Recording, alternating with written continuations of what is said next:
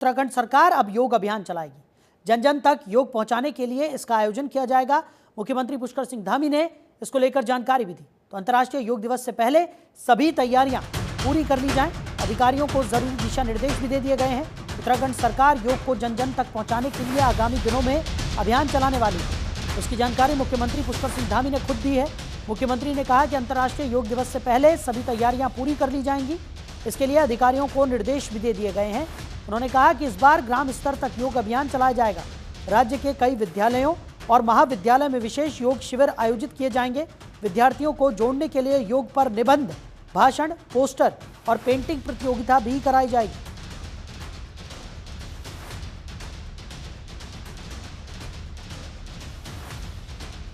तो योग को जन जन तक पहुंचाने के लिए अब सरकार की तरफ से यह अभियान चलाया जाएगा। मुख्यमंत्री पुष्कर सिंह धामी ने इसको लेकर जानकारी दी है। तो अंतर्राष्ट्रीय योग दिवस से पहले सभी तैयारियां पूरी कर ली जाएंगी। अधिकारियों को जरूरी दिशा निर्देश भी दे दिए गए हैं। वीर भूमि है और अभी अभी हमारा राष्ट्रीय खेल 38वें यहाँ पर संपन्न हुए हैं, जिसमें हमारे राज्य के खिलाड़ियों का प्रदर्शन भी बहुत अच्छा था और खेलों का आयोजन भी बहुत अच्छा था। तो देवभूमि, वीर भूमि के साथ हम खेल भूमि के रूप में भी आगे बढ़ रहे हैं।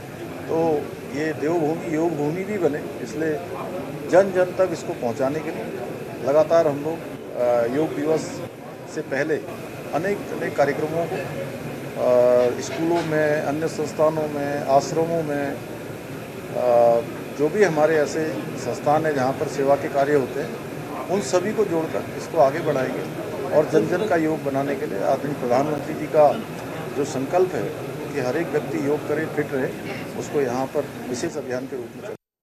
उधर उत्तराखंड में विश्व स्तरीय प्रशिक्षण केंद्र बनेगा। दमकल कर्मियों के लिए यह केंद्र बनाया जाएगा। तो अग्निशमन सप्ताह के कार्यक्रम में सीएम ने इसकी घोषणा की। सहस्त्रधारा, भीमताल, द्वाराहाट, पुरोला में यह केंद्र बनेगा।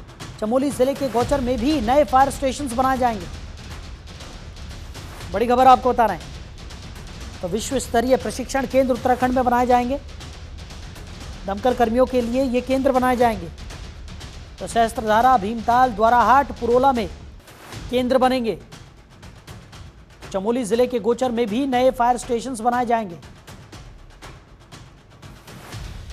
बड़ी खबर आपको बता रहे हैं। उत्तराखंड में ये विश्व स्तरीय प्रशिक्षण केंद्र बनाए जाएंगे। दमकल कर्मियों के लिए ये केंद्र बनाए जाएंगे। अग्निशमन सप्ताह के कार्यक्रम में सीएम ने इसकी घोषणा की है।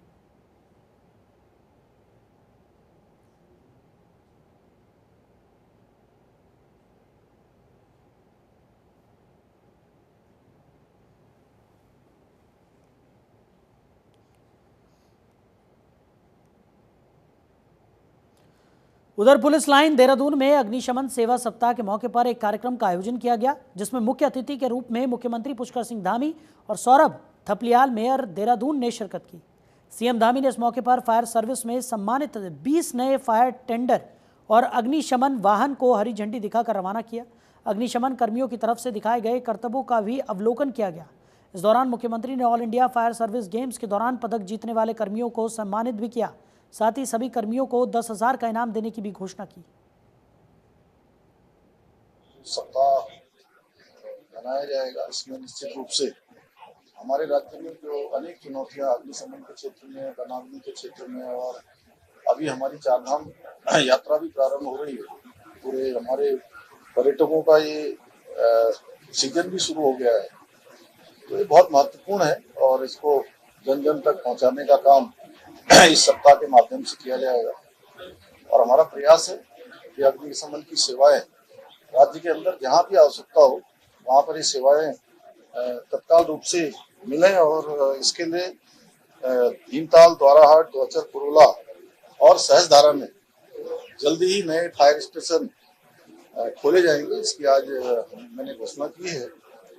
इसके साथ ही जल्दी ही हमारी सरकार उत्तराखंड में फायर सर्विस का एक विश्व स्तरीय प्रशिक्षण केंद्र भी स्थापित करेगी। और प्रयागराज में जो हमारे यहाँ से फायर सेवा के जवान ड्यूटी पर गए थे महाकुंभ में, उन सभी को भी प्रोत्साहन हेतु 10,000 रुपए की धनराशि देने का भी प्रावधान किया है। और साथ में उत्तराखंड अग्निशमन एवं आवास सेवा विभाग के कार्मिकों के जोखिम भरे कार्यों को दृष्टिगत रखते हुए इनके द्वारा अग्नि सुरक्षा, राहत एवं बचाव कार्यों के दौरान किए जाने वाले विशेष जोखिम भरे कार्यों के प्रत्यक्ष में जोखिम भत्ता भी इनको प्रदान किया जाएगा। और उत्तराखंड अग्निशमन एवं आपात सेवा विभाग में नियुक्त कार्मिकों हेतु अगले 5 वर्षों में सरकारी आवास से संतृप्त कराए जाने के लिए हम लोग प्रावधान करेंगे। इसकी है ये अग्निशमन जो सुरक्षा सप्ताह है, ये लगभग 80 वर्ष पूर्व जो मुंबई बंदरगाह पे भीषण अग्निकांड हुआ था, उसमें अनेकों फायरकर्मी, लगभग 66 ऐसे फायरकर्मी जिन्होंने राहत और बचाव कार्य में अपने प्राणों की श्रद्धांजलि दी थी, ये उनके याद में ये प्रत्येक वर्ष पूरे भारत में प्रत्येक राज्य में मनाया जाता है। इसका मुख्य उद्देश्य है जो आम जनता है उनको हम अग्निशमन के बारे में, उससे होने वाले नुकसान के बारे में और उससे किस प्रकार हम बचाव कर सकते हैं इसके बारे में जागरूक करना होता है। और आज के इस कार्यक्रम में कई महत्वपूर्ण निर्णय माननीय मुख्यमंत्री जी ने किए हैं जो आप लोग के सामने रखे गए। नए फायर स्टेशंस का खुलना, जोखिम भत्ता हमारे फायरकर्मी जो अपने जान पर खेलकर जिंदगियां बचाते हैं, तो ये हमारे लिए बहुत एक प्रेरणा का स्रोत है। और आगे भी मैं ये आशा करता हूँ कि अग्निशमन सेवा के सारे कर्मी इसी प्रकार उच्च मनोबल से कार्य करते रहें। उधर उत्तराखंड विधानसभा अध्यक्ष रितु खंडूड़ी भूषण ने कोटद्वार के SGRR पब्लिक स्कूल में कैंसर जागरूकता शिविर का शुभारंभ किया। शिविर का आयोजन श्री महंत इंद्रेश अस्पताल की तरफ से किया गया। निःशुल्क स्वास्थ्य परीक्षण शिविर में रितु खंडूड़ी बतौर मुख्य अतिथि शामिल हुई। उन्होंने कहा कि इस तरह की जागरूकता के कार्यक्रम हमेशा समाज के लिए हितकारी होते हैं। उन्होंने बताया कि जिस उद्देश्य के साथ इंद्रेश हॉस्पिटल की टीम ने ये कार्यक्रम रखा वो सराहनीय है। उनकी पूरी टीम का इस पहल के लिए शुक्रिया। उन्होंने बताया कि अगर समय रहते हमें बीमारी का पता चल जाता है तो उसका इलाज भी किया जा सकता है। इसके लिए हमें समय समय पर ऐसे आयोजन कराने होंगे।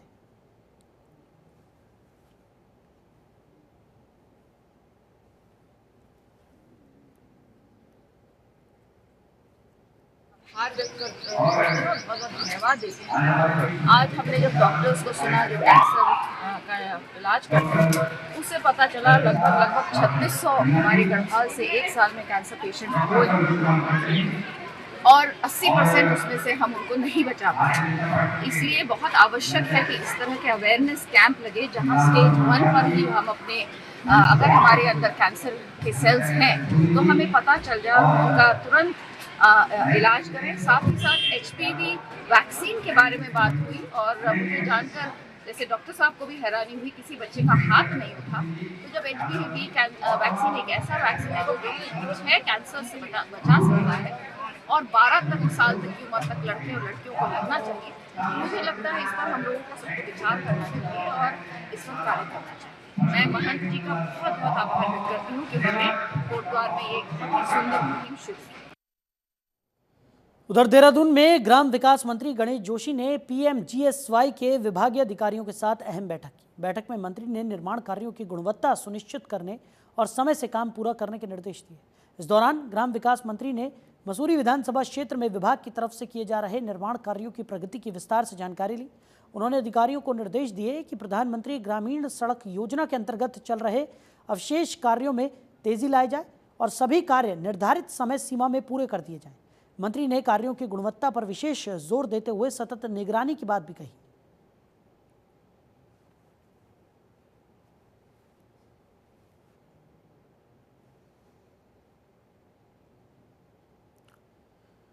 उधर देहरादून से पर्वतीय क्षेत्रों के लिए 4 नई हेली सेवाएं शुरू की जाएंगी। प्रदेश में हवाई सेवाओं का लगातार दायरा बढ़ाया जा रहा है। 30 अप्रैल से ये हेली सेवाएं शुरू होंगी। सहस्त्रधारा से गौचर और जोशियाड़ा के बीच यह हेली सेवा शुरू की जाएगी। उत्तराखंड नागरिक उड्डयन विकास प्राधिकरण इस पर काम कर रहा है। 15 मई से सहस्त्रधारा से पौड़ी और श्रीनगर के बीच में हेली सेवा शुरू हो जाएगी। चुंबी एविएशन को इसका संचालन सौंपा गया है। हवाई सेवाओं का दायरा लगातार बढ़ता हुआ दिखाई पड़ रहा है। उत्तराखंड नागरिक उड्डयन विकास प्राधिकरण इसको लेकर काम में जुटा हुआ है। 15 मई से सहस्त्रधारा से पौड़ी और श्रीनगर के बीच में हेली सेवा की शुरुआत कर दी जाएगी। चुंबी एविएशन को इसका संचालन सौंपा गया है। बड़ी खबर आपको बता रहे हैं, देहरादून से पर्वतीय क्षेत्रों के लिए 4 नई हेली सेवाएं शुरू की जा रही हैं।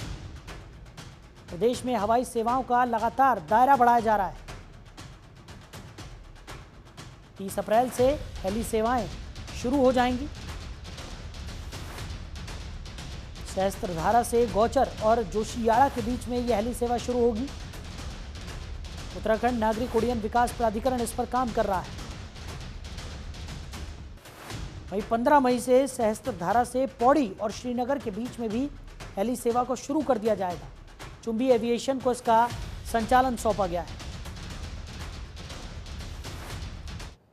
उधर उत्तराखंड में ओलावृष्टि, बारिश और आंधी का अलर्ट जारी किया गया है। मौसम विभाग ने इसका अलर्ट जारी किया है।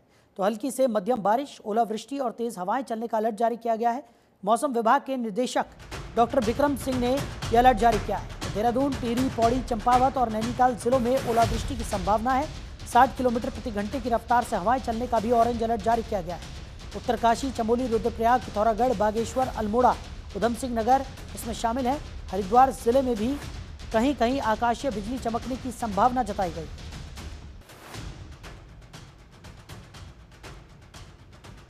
तो देहरादून, टिहरी, पौड़ी, चंपावत और नैनीताल जिलों में ओलावृष्टि की संभावना जताई गई है। 60 किलोमीटर प्रति घंटे की रफ्तार से हवाएं चलने का ऑरेंज अलर्ट भी जारी किया गया है।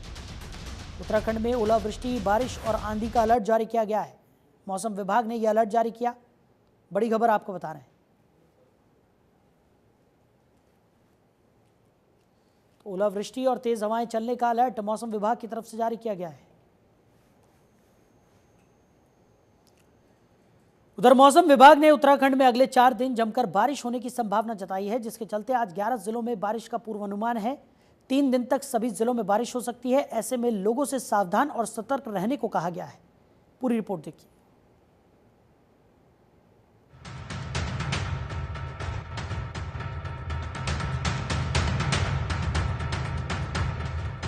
मौसम विभाग ने दी है चेतावनी। बारिश की होगी लंबी कहानी। बादल गरजेंगे, बिजली कड़केगी। 4 दिन तक बारिश का खेल। छाता, रेनकोट सब लेके चलिए। प्रकृति से यूं ना हल्के में खेलिए। उत्तराखंड में एक बार फिर मौसम विभाग ने अलर्ट जारी किया है। मौसम विभाग के मुताबिक प्रदेश में मौसम का मिजाज बदलेगा। इसमें तेज हवाओं के साथ साथ बारिश और ओलावृष्टि होने की संभावना है। आपको बता दें, मौसम विभाग के मुताबिक प्रदेश भर में 18 अप्रैल से 20 अप्रैल तक 70 किलोमीटर प्रति घंटे की रफ्तार से हवाएं चलने की संभावना है। इसके अलावा बारिश का अलर्ट भी जारी किया गया है। कहीं कहीं ओलावृष्टि होने की भी संभावना जताई गई है। तो वहीं 21 अप्रैल से मौसम साफ होने की संभावना है। आपको बता दें, मौसम विभाग ने बताया कि मौसम बदलेगा। इस दिन देहरादून, टिहरी, उत्तरकाशी, पौड़ी, रुद्रप्रयाग और चमोली में बिजली चमकने के साथ साथ तेज हवाएं चलेंगी। ऐसे में मौसम विभाग ने लोगों को सतर्क रहने की सलाह दी है। बता दें, इस दौरान फसलों को भी नुकसान हो सकता है। खासकर गेहूं की फसल को ज्यादा नुकसान होगा। जबकि 19 अप्रैल को मौसम विभाग ने प्रदेश भर में ऑरेंज अलर्ट जारी किया है। खासकर देहरादून, हरिद्वार, पौड़ी, नैनीताल, चंपावत और उधम सिंह नगर जिलों के लिए ऑरेंज अलर्ट जारी किया गया है।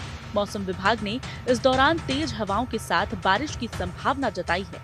इसके साथ ही मौसम विभाग ने बिजली गिरने का अलर्ट भी जारी किया है। ब्यूरो रिपोर्ट, जनतंत्र टीवी।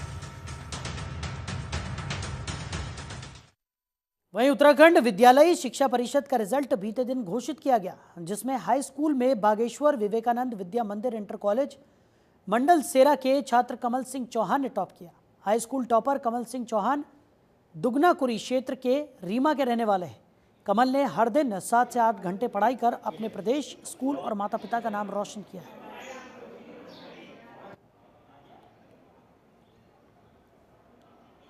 मेरा नाम कमल चौहान है।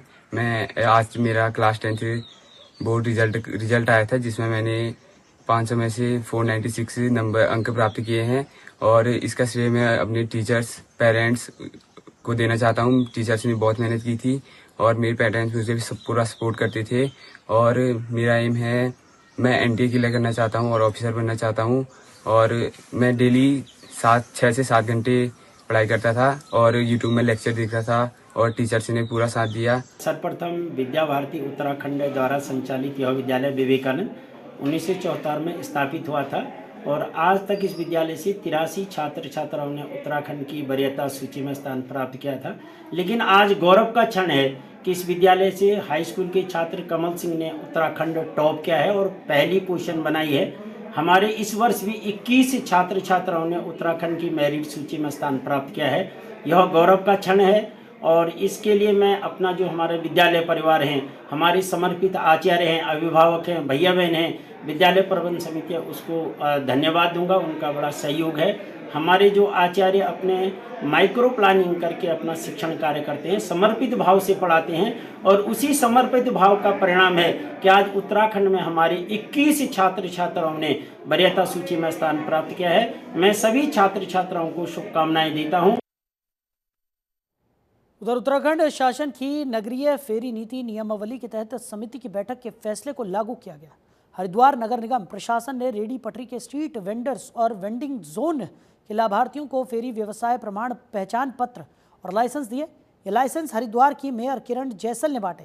इस मौके पर मेयर ने जानकारी देते हुए कहा कि लंबे समय से लघु व्यापारियों की मांग थी कि उत्तराखंड के अन्य नगर निगमों की तर्ज पर हरिद्वार में भी उन्हें फेरी व्यवसाय की मान्यता दी जाए। इसी के तहत पहले चरण में चलती ठेली और वेंडिंग जोन के लाभार्थियों को ये पहचान पत्र और लाइसेंस दिए गए।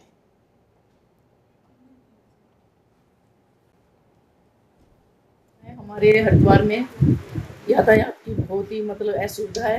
ये रेडी पटरी वालों का ज़्यादा ही यातायात के सड़कों पर ज़्यादा फैलाव रहता है, जिससे यातायात में हमें बहुत असुविधा होती है। बाहर से यात्री आते हैं तो उसमें बहुत असुविधा होती है। तो हमने आज निगम के द्वारा ये प्रस्ताव रखा गया था, इसमें जो संजय चोपड़ा जी हैं उनके द्वारा इस प्रक्रिया को शुरू किया गया था और हमारे संज्ञान में लाए तो हमने रेडी पटरी वालों को आज लाइसेंस बांटे हैं, जिससे कि हमारी यातायात व्यवस्था में कोई वो कोई परेशानी मत हो और जो हमारे और जो एक्स्ट्रा जो रेडी पटरी वाले होते हैं उनको हम इस चीज़ पे रोक लगाई जाए और जिसके लाइसेंस हो वही रेडी पटरी अपना वहाँ पर रेडी जोन में लगाए। अरसे से मैं स्ट्रीट वेंडर को लीगलाइज करने के लिए लड़ाई लड़ रहा हूँ कि रेडी पटरी का जो स्ट्रीट वेंडर है उसको संविधान का अधिकार मिलना चाहिए और क्योंकि वो भी एक स्वरोजगारी है, अपने परिवार का पालन पोषण करता है, फुटपाथ पर कारोबार करके खूब मेहनत करता है, खूब मेहनत करने अपने परिवार का पालन पोषण करता है। ऐसी स्थिति में उसको किसी प्रकार का सरकार का कोई संरक्षण नहीं मिलता।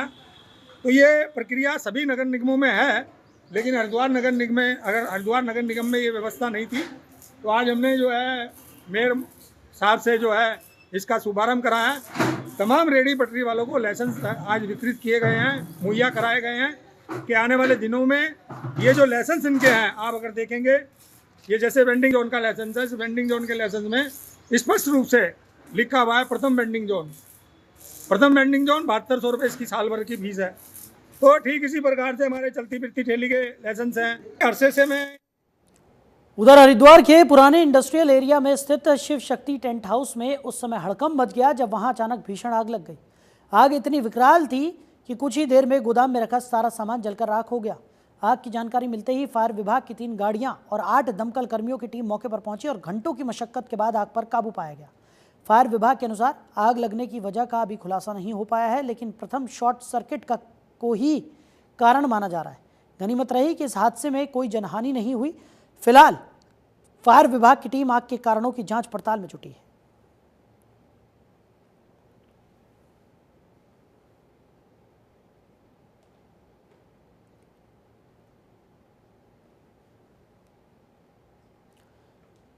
उधर हल्द्वानी के मुखानी थाना क्षेत्र में 10वीं की छात्रा से सामूहिक दुष्कर्म का सनसनीखेज मामला सामने आया। मामले में पुलिस ने 3 युवकों के खिलाफ कई धाराओं में मुकदमा दर्ज कर लिया है।